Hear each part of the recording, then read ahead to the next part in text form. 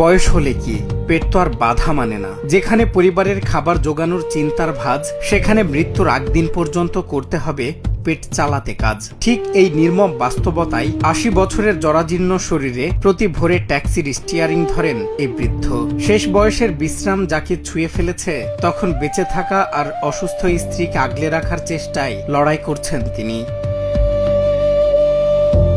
টানা ৫২ বছর ধরে ট্যাক্সি চালাচ্ছেন রবীন্দ্রনাথ সরকার। নিজের অ্যাজমার তীব্র টান বুকে চেপেও প্রতিদিন খাটেন ১৬ ঘন্টা, কারণ ঘরে তার ৬৭ বছর বয়সী হৃদরোগী স্ত্রী।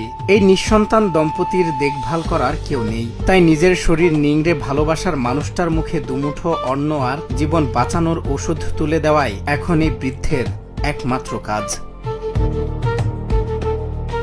কলকাতার দমদম রেল লাইনের পাশের ভাঙা ঘরে বৃষ্টি এলে পানি পড়ে টিনের চাল ফুটো দিয়ে। ভাড়ায় চালিত ট্যাক্সি হওয়ায় সারাদিন যাত্রী না মিললেও দিন শেষে ঠিকই পকেট থেকে মালিকের ভাড়া চুকিয়ে দিতে হয়। অথচ নিয়তির এই নির্মম পরিহাসের মুখে দাঁড়িয়েও এই বৃদ্ধ এতটাই অমায়িক যে যাত্রীদের কাছে কোনো ভাড়ার জন্য জোরাজুরি করেন না, বরং বলেন, আপনার যা ইচ্ছে হয় ভালোবেসে তাই দিন।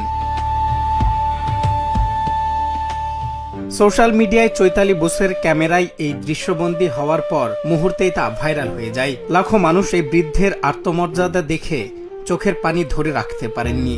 নেটিজেনরা ক্ষোভ নিয়ে বলছেন, যারা সারা জীবন সততার সাথে বেঁচে ছিলেন, শেষ বয়সে এসে টিকে থাকার জন্য তাদের এমন অমানবিক যুদ্ধ করতে হওয়াটাও আমাদের পুরো সমাজ ব্যবস্থার ব্যর্থতা। এ চরম সংকটেও তিনি কারো কাছে হাত পাতেননি, ভিক্ষাবৃত্তি সহজ পথ বেছে নেননি। জীবনের শেষ প্রান্তে এসে একজন অসুস্থ বৃদ্ধকে এক ফোঁটা আশ্রয়ের জন্য প্রতিদিন ১৬ ঘন্টা মৃত্যুর সঙ্গে পাঞ্জা লড়াইয়ের দৃশ্য সমাজকে আরও একবার ভাবিয়ে তোলে। সজল বিশ্বাস, নিউজ ডেস্ক, বাংলা টিভি।